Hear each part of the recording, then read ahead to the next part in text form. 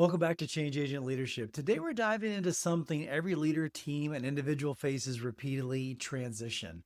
Whether it's personal or professional, transition tests our resilience, challenges our perspective, and if we're intentional, it can actually help us grow. So, let's talk about how to navigate change and thrive. So, why does transition feel so hard? Well, research confirms that transition is one of the biggest sources of stress in our lives. According to the Holmes and Ray stress scale, life transitions like a job change, marriage, divorce, major illness, or the death of a loved one rank as top stressors.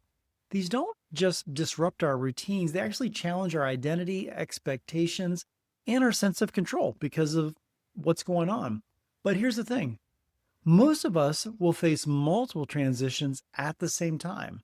So, how do we lead ourselves, our families, and our teams well through this transition time? I don't have all the answers, of course, but after years of coaching people through these seasons and having gone through more transition than I ever thought possible and still going through transition, I found four universal steps that have helped people not just survive change, but to grow through it. And it's helped me as well. I say grow through it because I'm still growing through change that's happened in the past several years and it's actually happening now. So this isn't a one and done, right? As change happens, it takes years to grow and develop through these things. So for me, this is very real, but it's also four real ways that can help you. So let's go through four things to do and to keep in mind to navigate change and thrive. One, don't go alone.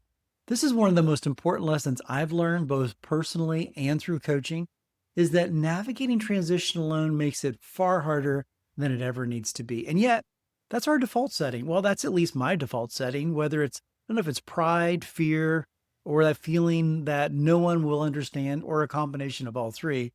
We often isolate during seasons when we most need connection. But here's the truth: isolation fuels anxiety. I know it does for me. Connection, though, brings clarity. How? Well, you don't need to find someone to fix your situation, you need someone to witness it with you. A mentor to ask great questions, a friend who listens without judgment, or a coach who helps you see patterns and responsibilities you can't on your own. So think about this. When was the last time you truly processed what you're going through with someone you trust? Who's in your corner, not just cheering you on, all that is important, but is also helping you think clearly. So try this. Take 5 minutes, write down three people who make you feel seen, heard, or grounded, or all three. These could be mentors, coaches, spiritual leaders, colleagues, or friends that you know. Then reach out to one of them this week. Don't wait until you have quote unquote figured it out. Just start the conversation. You're not weak for needing people, you're wise for knowing that you do. Number two, plan ahead.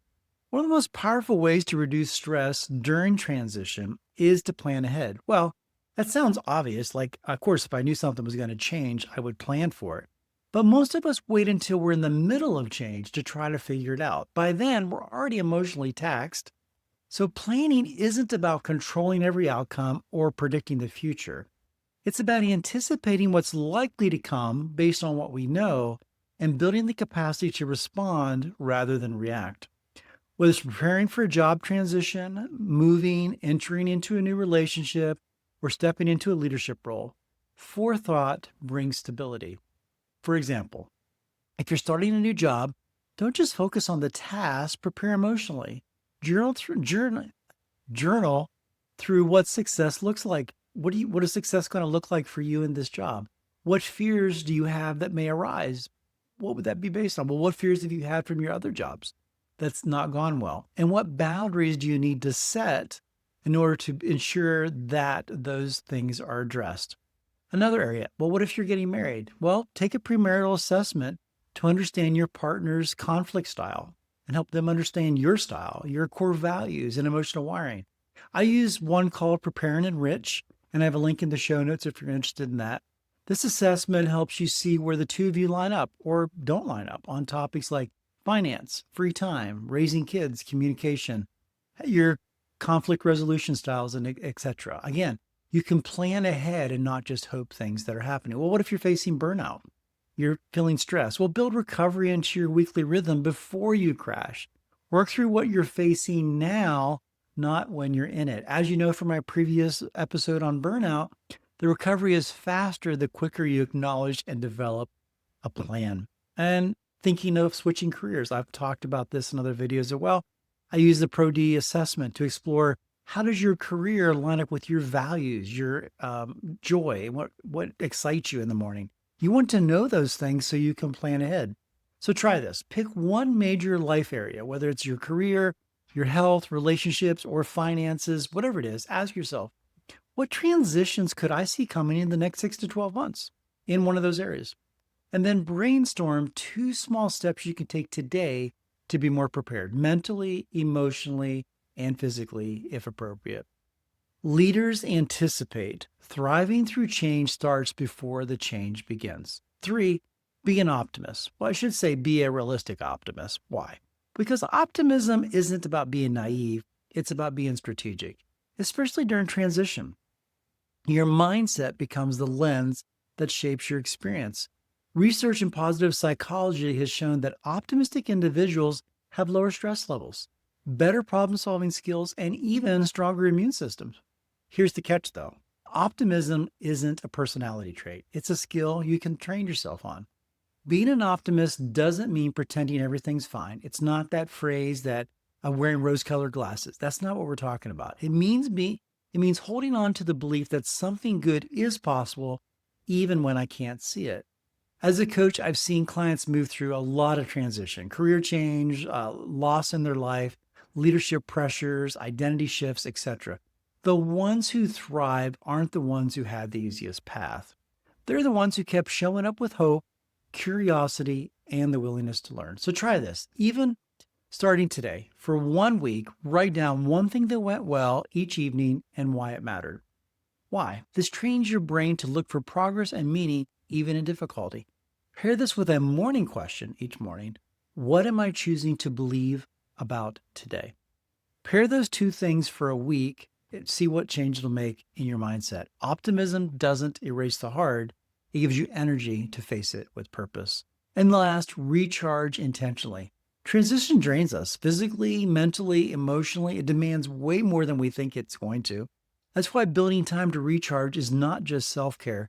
It's actually leadership maintenance. Too many leaders push through fatigue thinking, I'll rest when it slows down. I've thought that. Well, I've been waiting for years for it to slow down. There are seasons when it slows down, it seems, but then other things happen.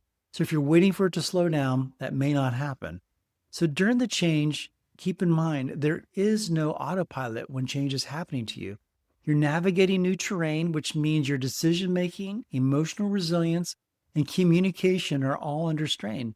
You can't lead others well if your tank is empty. I can't lead others well if my tank is empty. Recharging isn't about escape, it's about restoration. It's choosing activities that return energy, give perspective, and reconnect you with yourself. That could be exercising, reading, journaling, prayer, cooking, hiking, anything that grounds or energizes you. Think of those hobbies. What were there? What are they that you used to do? So try this. Make a list of 5 things that help you recharge. Then write the date of the last time you did each one. If it's been more than 2 weeks, I'm guessing it might be, pick one and schedule it this week.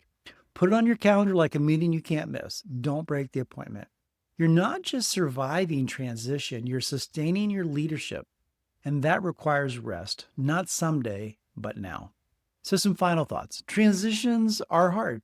They stir up emotions, they disrupt routine, and require way more of us than we think we could give at the time. But with the right mindset and support, they also can be a launch pad for growth.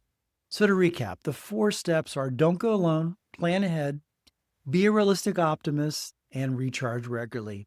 These are not just tips, they're actually habits that can help you build your foundation for your next chapter in life. If this episode resonated with you, I'd love to hear what transitions you're navigating and how you're applying these steps. Send a message or drop a comment. Your story will help somebody else navigate change as well. Also, if this episode added value to you, please hit like and subscribe. Would love to continue to grow this channel. I'm adding real coaching sessions to the podcast in the near future. I'm looking for guests who want a free coaching session to work through a goal or a challenge or transition, whatever you're facing. Let's process that together. If that's you, click on the link in the show notes to be a guest on a video edition of Change Agent Leadership, which is on YouTube every week. Until next time, I'm Jonathan Hankin, your Change Agent Coach. Keep questioning, keep growing, and keep leading change.